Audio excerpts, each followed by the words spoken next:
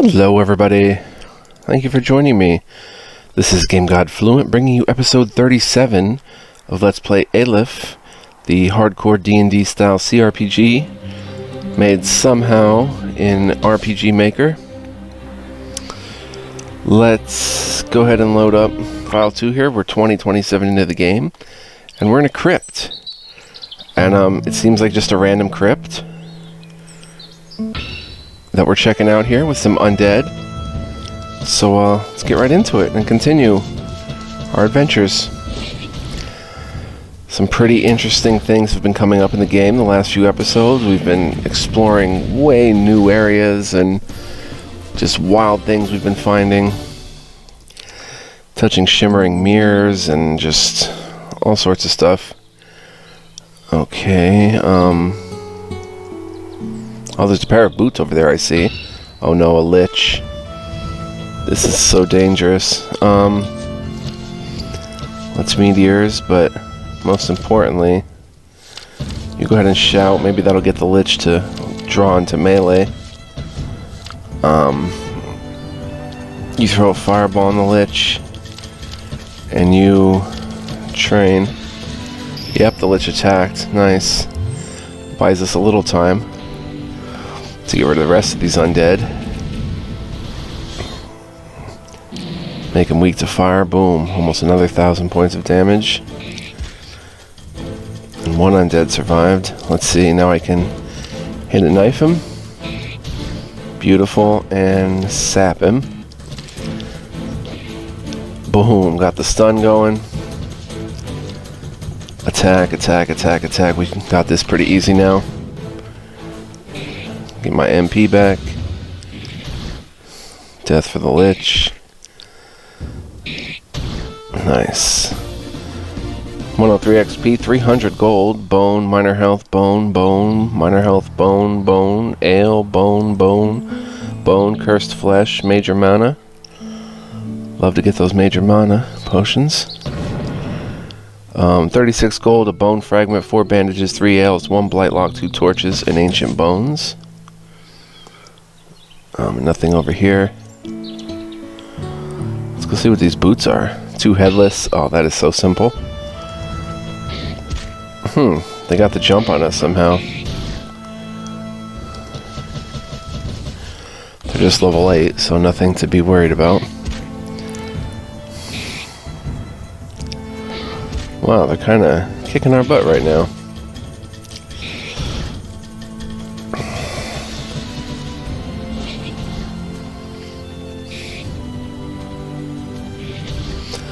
Okay, so 26 XP, 68 gold. We've cleared out the crypt. Lothair's now level 26. See what these boots are. First Strike, tactically enhanced chain boots, which increases the number of attacks in combat. Look at that. A legendary item just from hunting around. We didn't even know where this crypt was. It was this one with all these undead.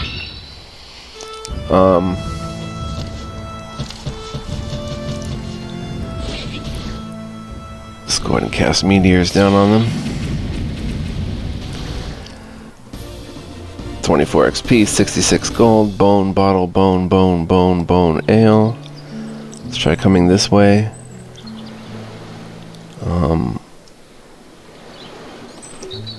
I didn't mean to run into them like that. Do another meteors. So, we may head back to Freehold today, or may not, in order to pick up Grellin, or the wizard chick that we recently met, and put her in the party for Halothair. Actually, we might keep Halothair because he's got the flash heal, and I think that's a cleric ability that not a lot of people are gonna have. Iron.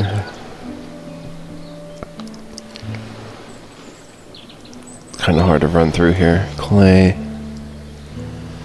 Just exploring though.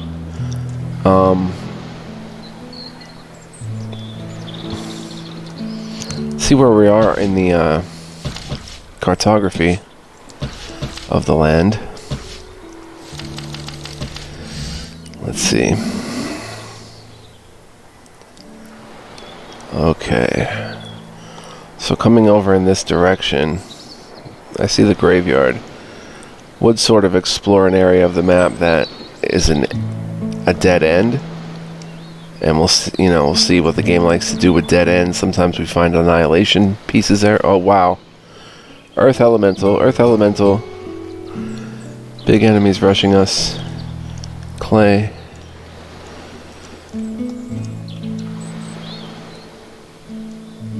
What do we got here?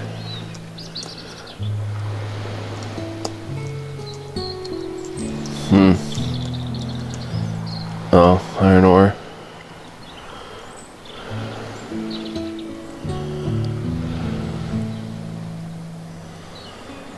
Can we go up one?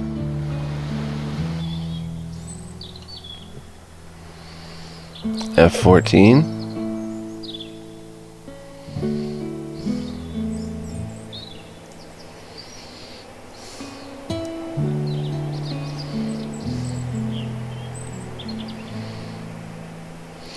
Huh, there's a road. Where is this now?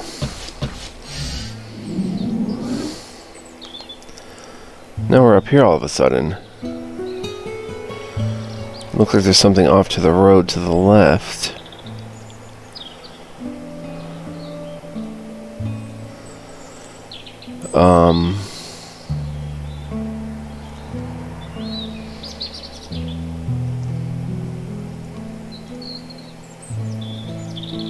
Let's go see what's up the road. I want to grab that Flash Blossom.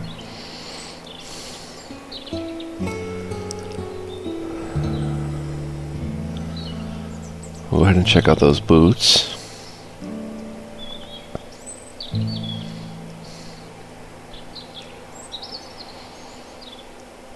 Find something to do today or just explore.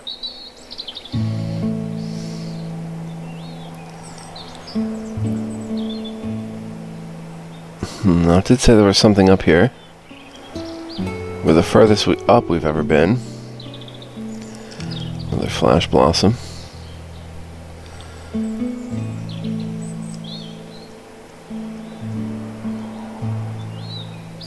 Nice, relaxing music. Okay, this is taking us to F13.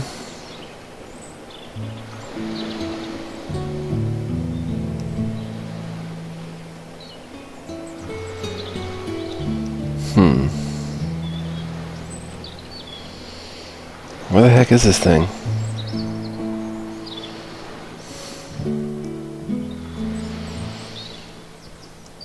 Well, while we're heading up to F, wherever,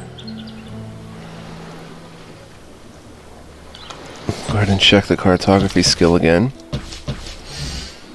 Now we're up here, so completely past that splotch of white, whatever it was down there. Oh, it looks like just a rock formation, okay.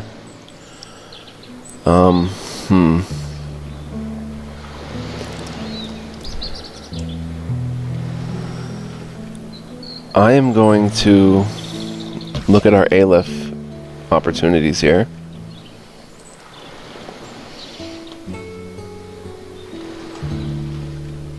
Of items. See if it's B13. Let's see if we can get to B13.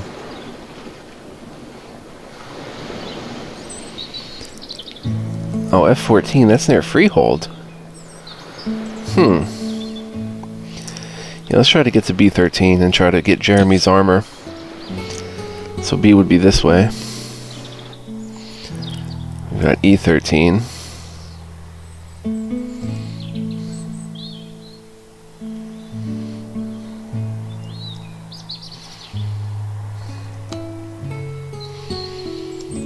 Flash Blossom.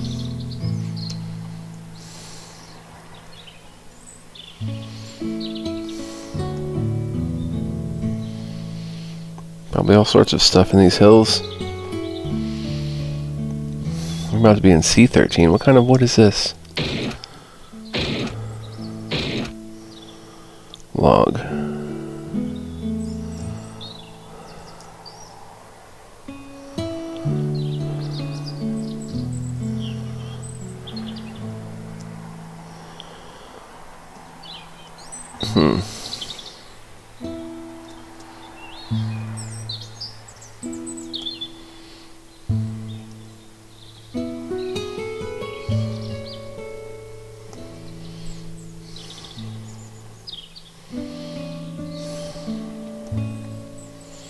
Yikes.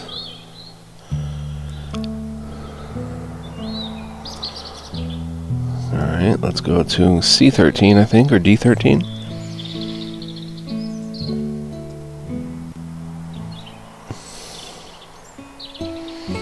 See where we are on the map.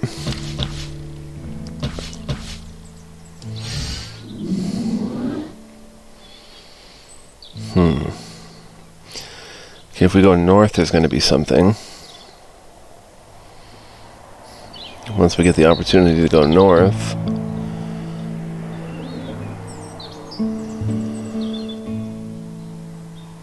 Let's see. North is House of the Oak. East is Bridalist, west is Ellen. Okay. We are up and at 'em up here.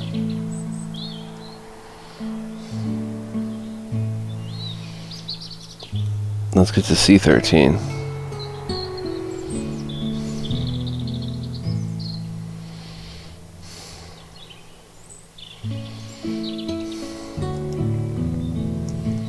Iron ore. Never been up here before.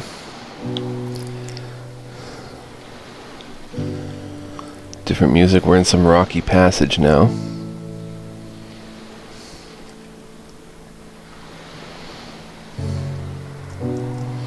Three times harpies. I mean, right now we'll just look for exploration. Harpies. This is that special mountain pass we learned about that is home to all the harpies. Because it's nothing but harpies here.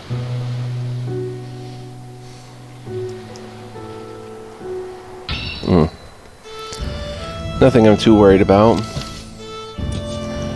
In fact, let's hit a knife one. Level 29 harpy.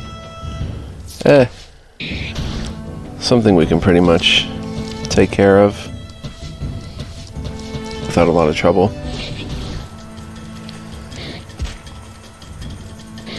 Unless they charm our party, which is a possibility, or something like that. Meteor should do good. Yeah, decently. One down.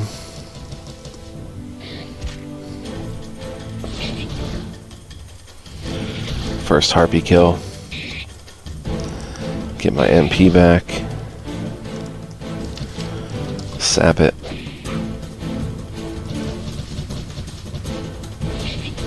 Cool. 70 XP, 152 gold. Harpy Talon, Harpy Talon. I'm level 30. Harpy Talons could be good. Oh, wow.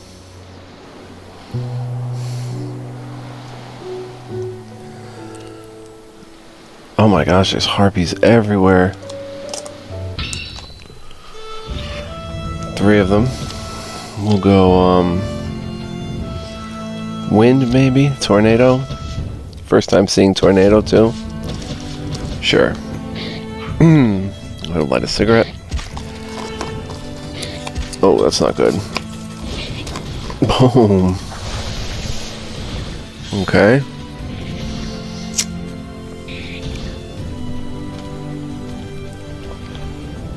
Alright, now we'll just throw out probably another tornado. Doesn't hurt. And a triple strike. Ignore armor.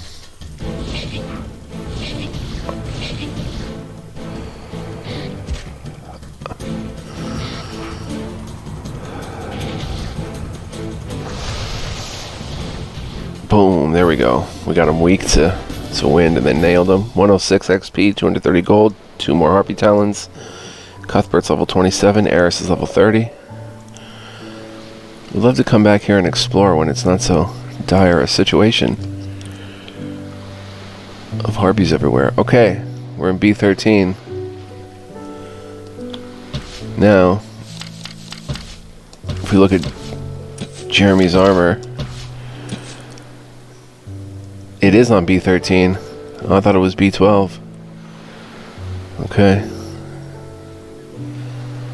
Oh, an Aurochs. Take all these flash blossoms.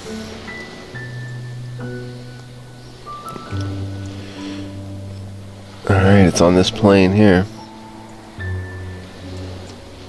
times Timberwolves. Level 5.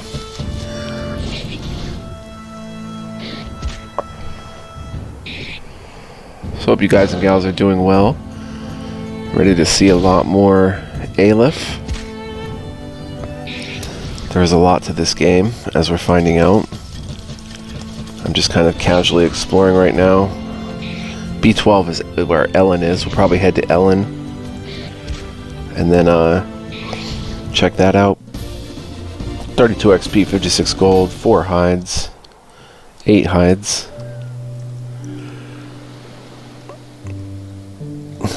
What is that? Is that something? No. Just a type of grass.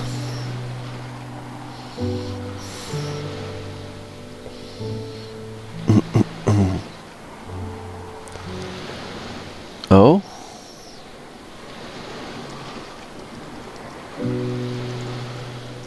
What do we have here? A graveyard.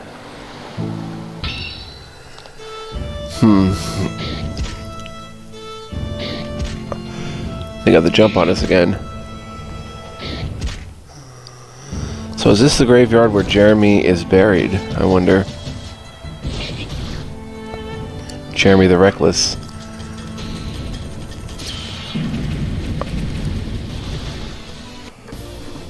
$40 XP, 106 gold. Bone bottle, bone bottle. Bone ale, bone health.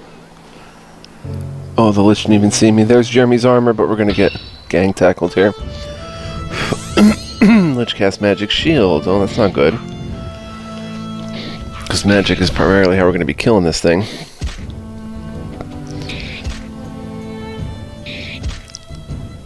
Alright. Meteors. Shout to try to get the lich's attention and then attack the lich. You throw a fireball on the lich. You use tactics. And then lockout on the lich. Cone of silence. Oh boy. Locked him out. Okay. We've got a little bit of a fight in our hands.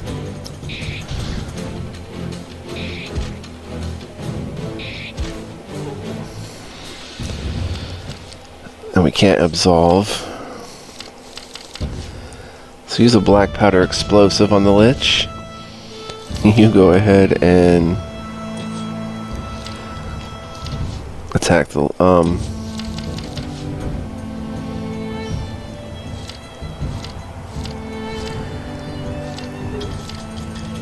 tonic of purity for me. You go ahead and attack the lich, and you go ahead and bash the lich. Boom, paralysis.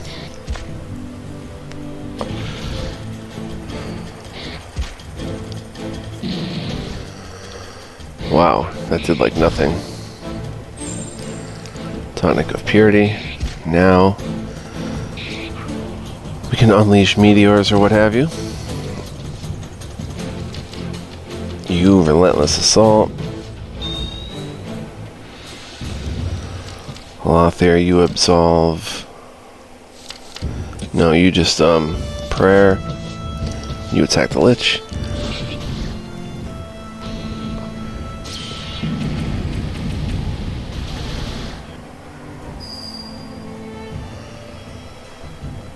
Alright. Hit a knife. Sap. Oh, shouldn't have done that because we got rid of its paralysis first for that. I didn't realize I was going to do that.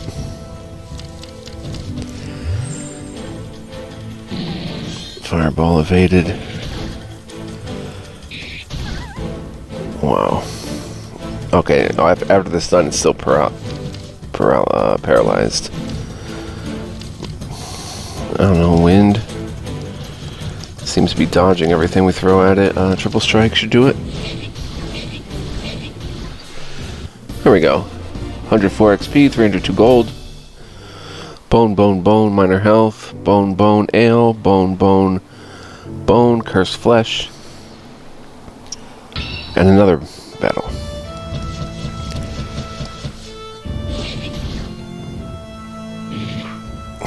Couple zombies. Or a zombie and some skeletons.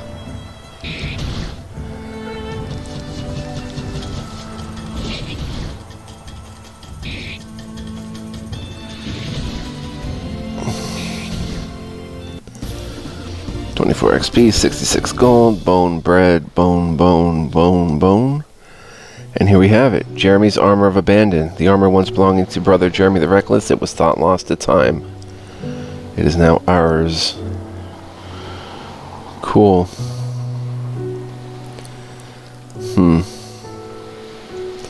Alright, let's check out these new things we got. Both the boots. First Strike, tactically enhanced chain boots, which increases the number of attacks in combat. We can probably give those to Sir Cuthbert.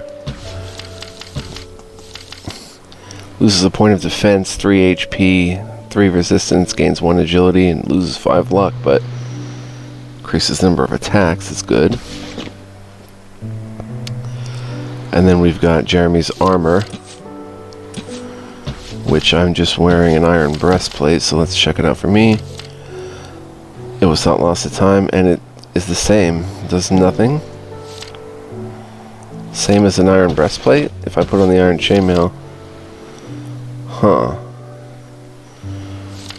So really the iron breastplate is the same as Jeremy's Armor of Abandon. That is a bit weird.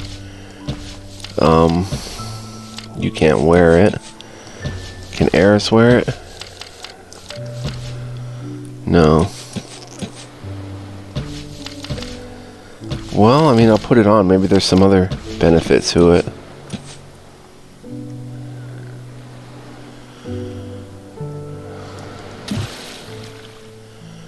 Hoopfish.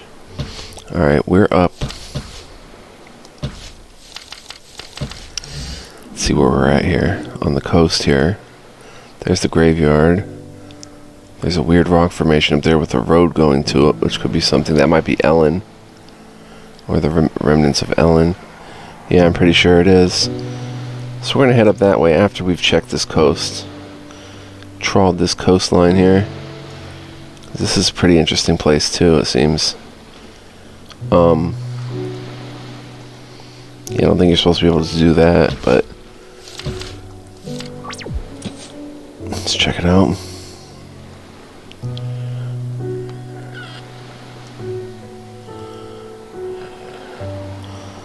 Lots of fishing spots.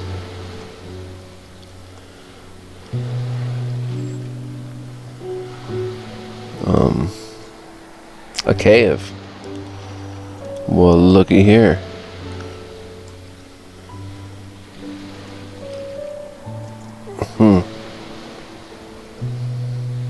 Let's go in. C13. Platinum ore deposit. Which we don't really need, but just a mining cave for platinum ore. Platinum ore, ruby, and clay. And iron ore.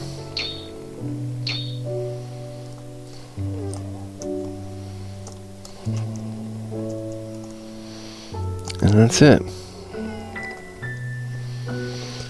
Alright. It is time to eat, so we'll go ahead and grab some food here. Chickens for everybody.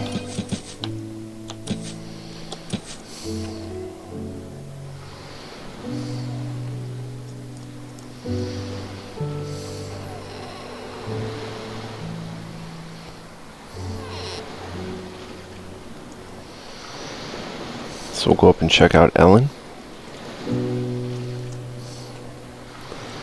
which is just one screen up, I think. Oh wow, a Horrocks and a Wargwolf. Dang, son.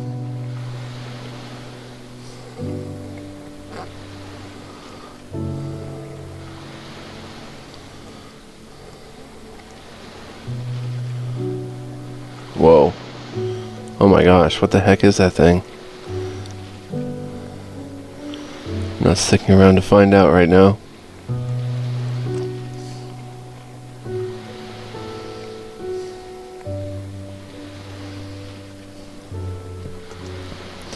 That is Warwolf Alpha.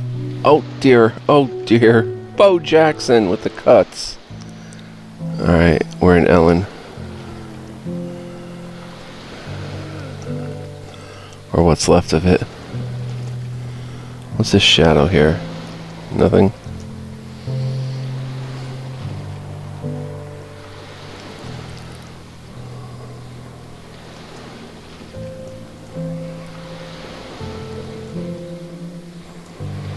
Chop down tree. Oh, there's like a building down there. We'll check it out.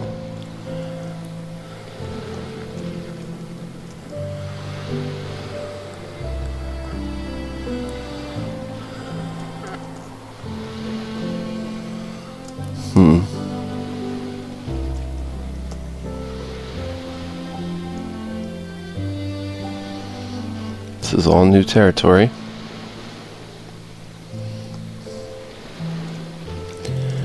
Pure Blossom. We'll save. Stop! Only those who know the secret password can come in. The password is morning light. Close, but definitely no.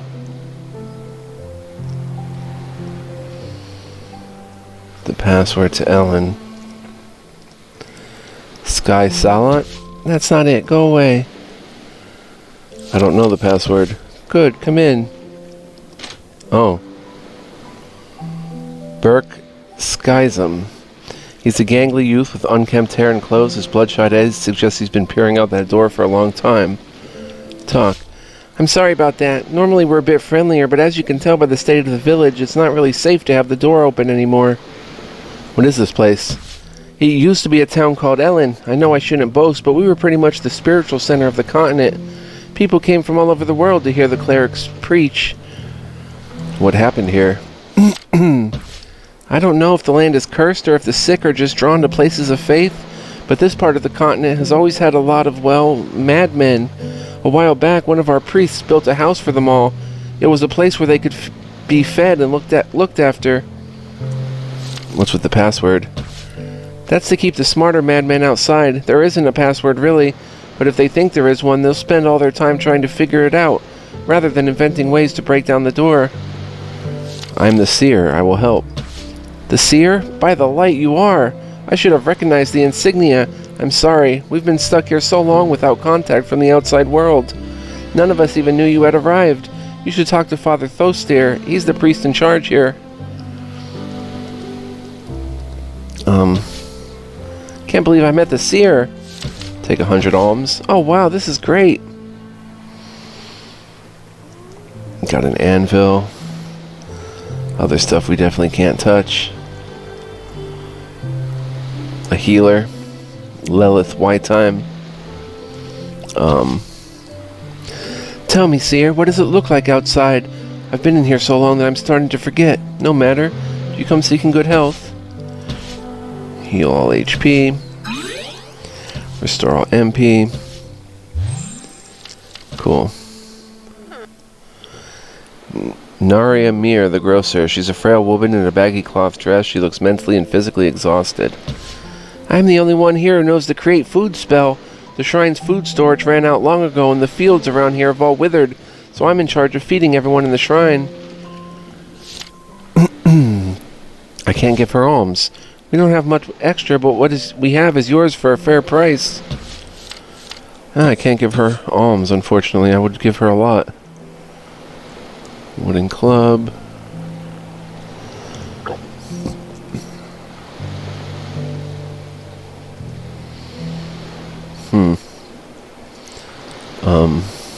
Iron ore.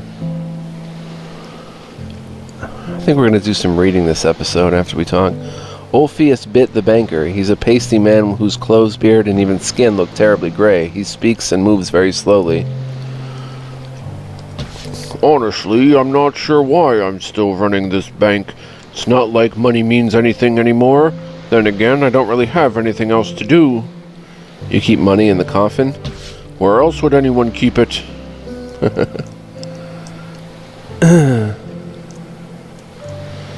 Was that old basket? Burke Skysum. Alright, let's talk to Eric Thoster. He's a slender man with green eyes that radiate kindness. The oath of light has been sewn into his garb. Seer, our prayers have finally been answered. I'm told you've come to help us. As Burke already explained, the curse in our land originated at Ignavis, our house for the mentally infirm. But how or why the curse spread, I do not know. When the outbreak first began, I sent Brother Rice to investigate. He managed to keep his wits together long enough to send 2 letters back, but the odd visions he wrote about suggest that he began to lose his mind the moment he set foot in that place. Needless to say, he has not returned. Honestly, I doubt that Brother Rice lived much longer after he sent his letters. Judging from what I have seen of this curse, you will be lucky to find his corpse intact. Still, if you do somehow manage to find him, I would be forever grateful if you could put his soul to rest. I realize it's a lot to ask, but I have faith that you will be up to the task. It is said that seers are more attuned with the light than most mortals. The very fact that you made it to this shrine without losing your sanity tells me that rumor is true. If anyone can find out what's going on in Ignavis, it's you. Please put Brother Rice to rest should you come across him. Okay, and you've got a bookshelf. Oh, that's the house for the mentally infirm. King's Seal, House of the Scroll. The Age of Final Weapons. Alright, so while we're here, I think we should probably go ahead and read a few things. We've been letting them build up.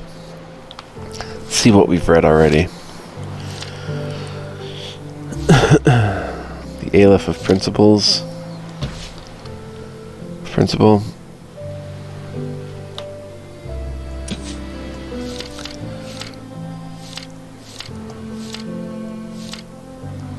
Ghouls and Golems. Blight.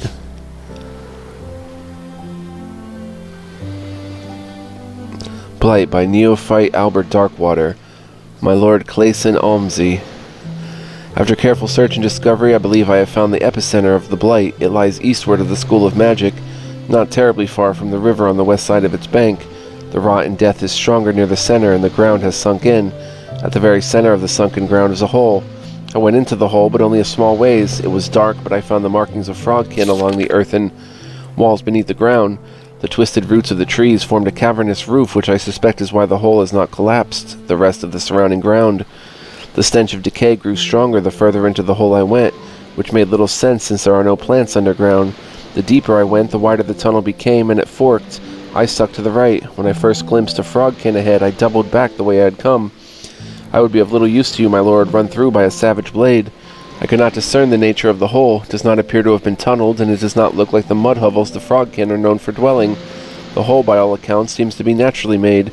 I would suggest a second expedition with armed guards and a large supply of lanterns and oil. Neophyte Albert Darkwater. So that's up there near Nysa. Or near Nice.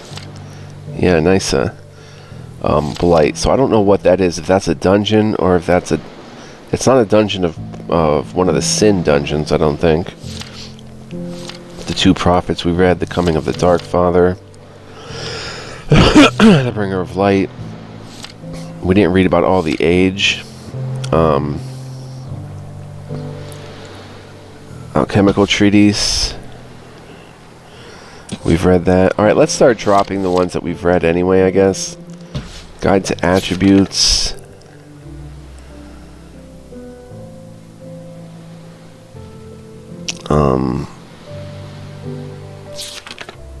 It's good to refresh yourself with these, though.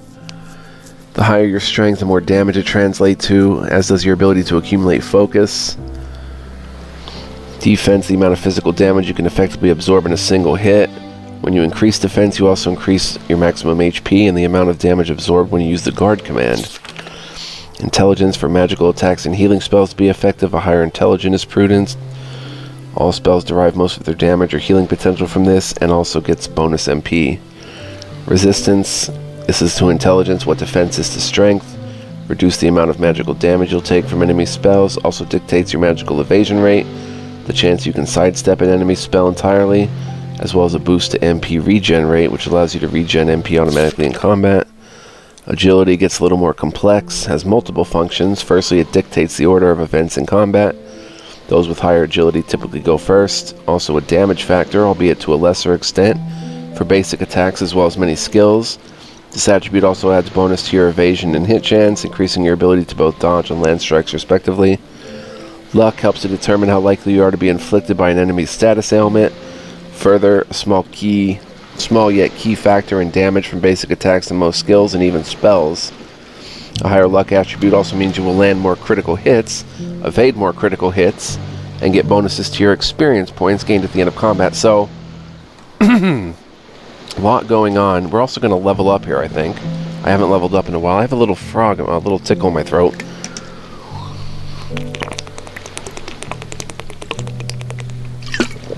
Just hit my water bottle here. Alright, so we already read, this and the last book, but I think I'm going to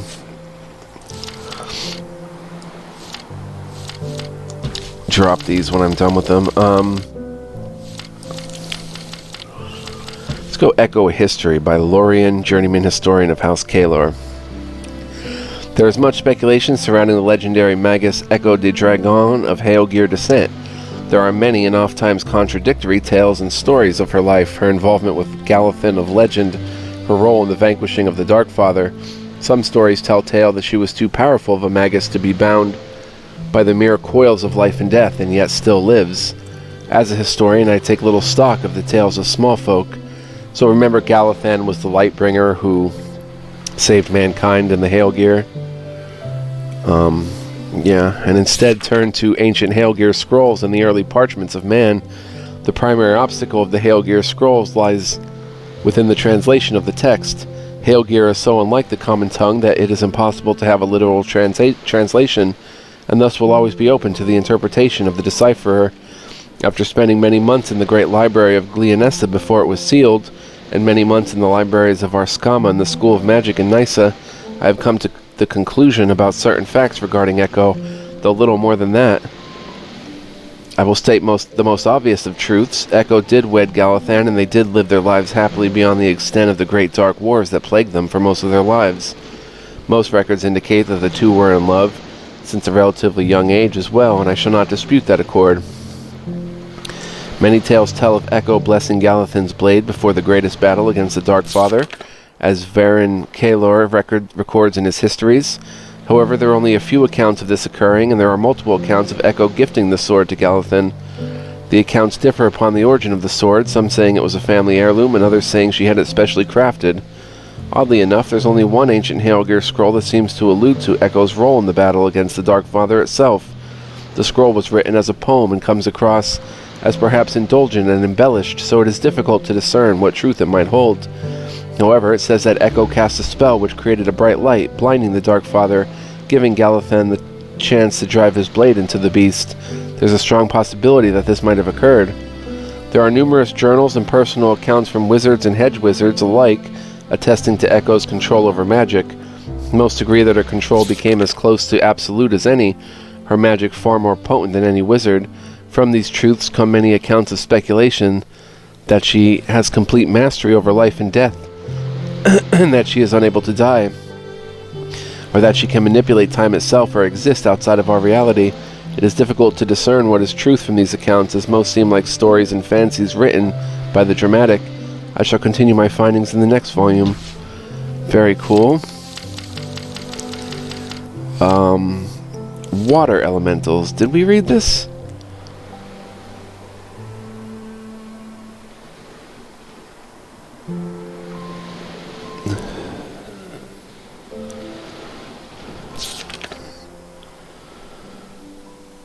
Yeah, but this is another good one that we should reread.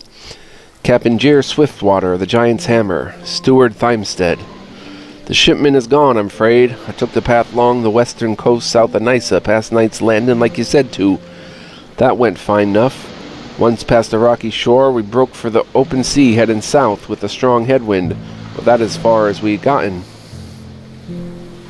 In all my days of shipping, I never seen nothing like it. At first, it appeared as if the waves of the water turned against itself, crashing and banging like that. But what happened after that was most queer. One, then two, then three, then more that I could count on one hand since I lost pointer and thumb. Water elementals, you see, and not just plain old ones neither. These ones were big as all the ocean, and with as much fury. The Red Dragon and the Graceful Lady both capsized. My crew fought best they could against one of them. Water beasts, though we were short of wizards, with what Aaron and Martin not given any to protect the shipments. Though my giant's hammer did succumb to most grave of thrashings, I'm afraid. The whole of the shipment with it, and the others. About 1 of 5 men came ashore alive. I'll take my men south through the Blackwood. Perhaps the Oak Lords will give shelter and provisions. Captain Swiftwater, the giant's hammer. Water elementals. I have this itch in my throat. My goodness. We read Shimmering Mirrors.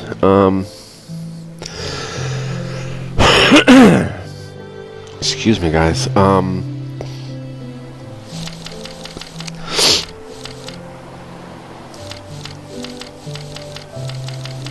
We've got quite a lot of books left, so let's get to some of them. Keep going up here.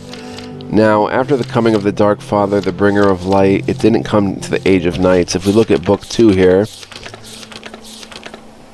the leaders, along with Galathan and Echo, made their new settlement the center of the new alliance, and thus was the start of the period of time referred to as the Age of Colonies. So we don't have that book yet, but let's read the Age of Knights. Let's skip ahead a bit. By Varen Kalor, Master Historian of House Kalor, 300 years later. Everywhere that the Hail Gear and mankind spread, they thrived. Dozens of colonies were established throughout all the lands. The roaming bands of monsters which once plagued the lands were driven further and further into the recesses of shadows. Okay, this is the next book. It's just titled differently as the Age of Knights.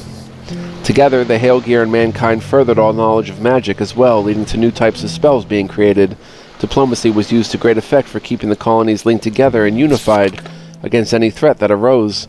However, things did not remain peaceful forever. After several generations, the likes of mankind had seemingly forgotten the simple fact that the Hail Gear were the ones who had taught them everything that they now knew and used to survive.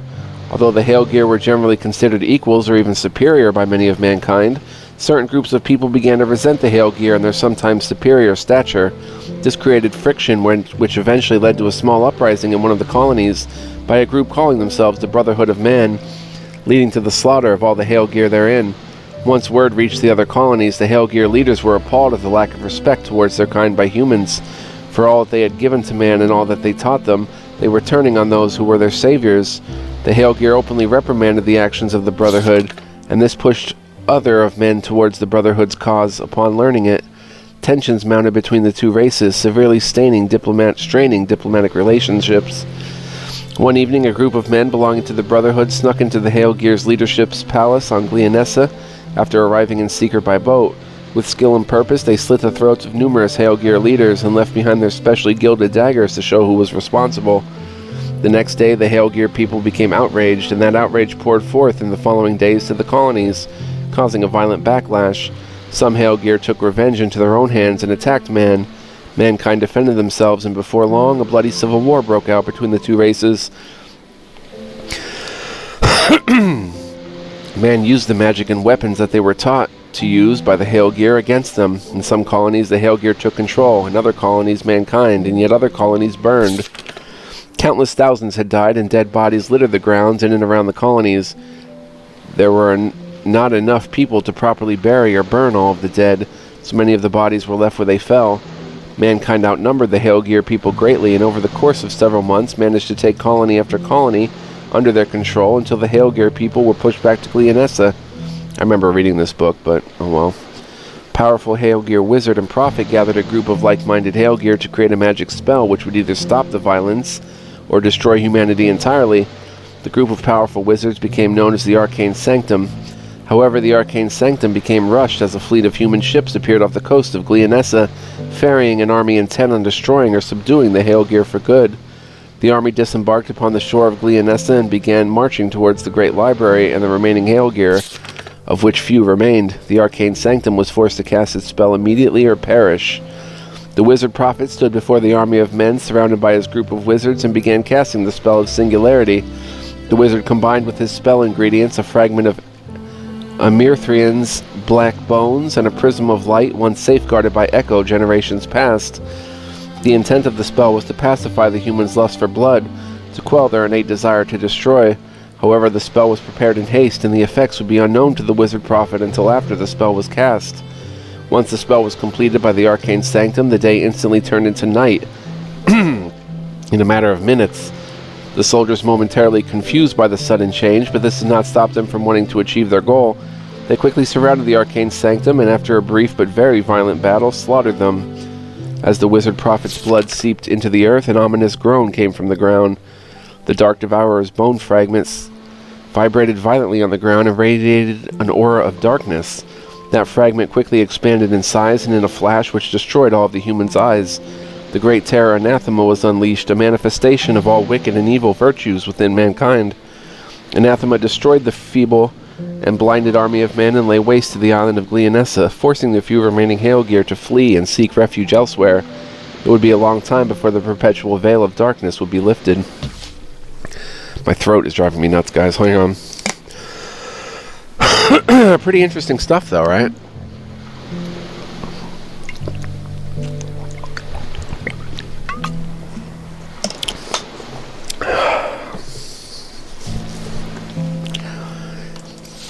Alright, now would be next The Age of the Plagued Dead by Varen Kalar, Master Historian of House Kalar. With the coming of Anathema, the remaining colonies were in a panic. Blame firstly settled on the Hailgear for casting the spell of singularity, but then quickly shifted to the Brotherhood of Humanity for instigating the crisis. The known members of the Brotherhood were rounded up and executed. Anathema left Gleonessa upon its ruin and crossed the Great Sea to the northern continent.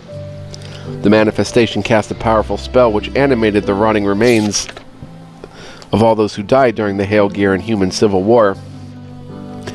The bodies came to unlife, becoming impervious to minor wounds and only being stopped by having their bodies completely eradicated and destroyed. The large swarms of undead quickly plagued the humans with their presence and relentless, merciless attacks. For every victim claimed by the undead, the dark, shambling army's ranks swelled. The perpetual darkness caused by the return of Anathema caused all of the crops to wither and die. Food was no longer able to be grown except for certain types of mushrooms and fungus. Many humans began to starve to death, adding to the number of the undead. Anathema himself tore through colonies, annihilating buildings and killing any living creature in his path. The three great dragons, which had been in hiding since the fall of the Dark Devourer, arose once more and joined forces to wreak unimaginable havoc upon mankind. At several points in time, the humans rallied armies to march against Anathema and the great dragons, but were overwhelmed by the forces of the dead. One by one, the colonies fell, and only small pockets of human resistance remained. A Hailgear scholar who had fled the travesty at Gleonessa had taken as many books with him as he could carry. He, along with a small group of Hailgear scholars, sailed to the Isle of Creeping Vines and established a small settlement. When looking through the books he and the others salvaged, the scholar found the works of the arcane sanctum among them. The Hailgear scholar and his colleagues worked diligently to learn about the spell of singularity, to better understand what happened and why, and more importantly, how to stop Anathema. The Isle of Creeping Vines was never a target of attacks by Anathema or the great dragons, so the scholars were able to work diligently for several years and finally found a possible solution to humanity's plague. Okay. Which would be what? The Age of Final Weapons. Varen Kalar, Master Historian of House Kalar. Every passing month claimed more and more lives of men, adding to the swelling number of Anathema's horde. Knights led valiant charges only to be slaughtered. Armies marched only to be slain. Wizards attempted to use magic to banish the undead and the great dragons, but to no avail, for Anathema's magic was far stronger. Mankind's final hope laid with the efforts of a few Hailgear scholars on the Isle of Creeping Vines.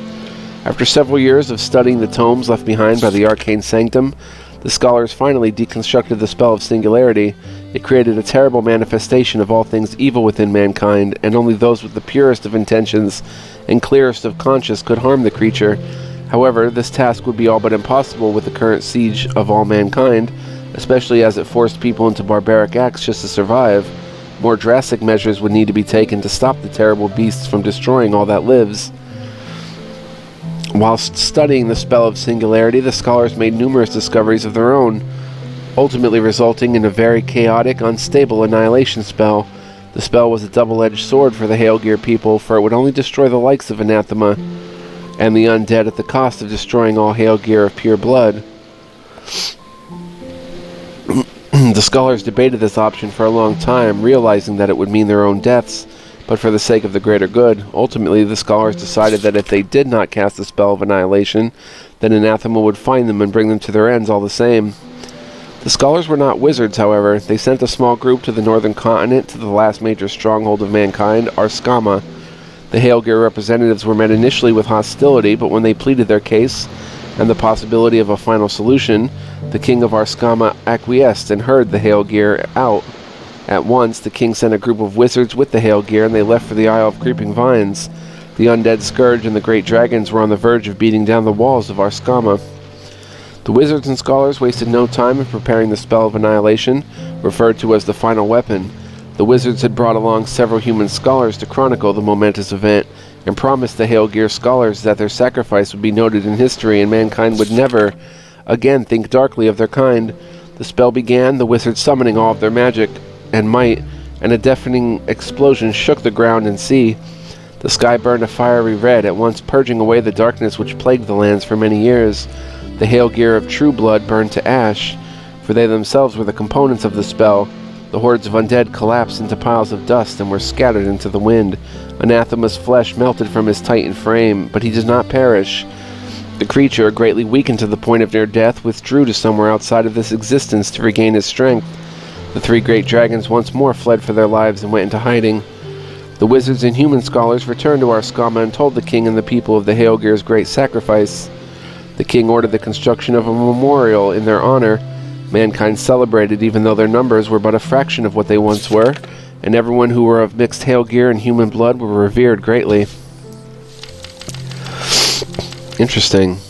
Then we read Echo History. The Grimoire would be the next series of books to start. Let's read the book The House for the Mentally Infirm, though. Construction of the House of the Mentally Infirm, Torin Glow, head priest of the Priests of Light.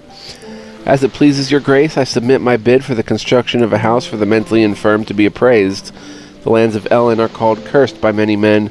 They say that those who dwell here lose their wits and become little more than beasts. But it is not the land, your grace, I swear it. And those who lose their wits, are they not still men in need of help? If a man falls and breaks his leg, should you not try to help him and bind his wound, or merely call him a lame horse? 8,000 gold coins will suffice for the construction of the infirmary, a small cost as far as lives of your subjects are concerned, I would hope. As a measure of caution, I have picked a location north of the mountain pass and away from the township of Ellen for the place. It shall serve quite well, I believe. I beg your grace, show mercy and compassion upon the people of Ellen, and do not put them to the sword. They are not beyond saving, I can feel it. Torin Glow, head priest of the Priest of Light. Okay, so it's north of Ellen.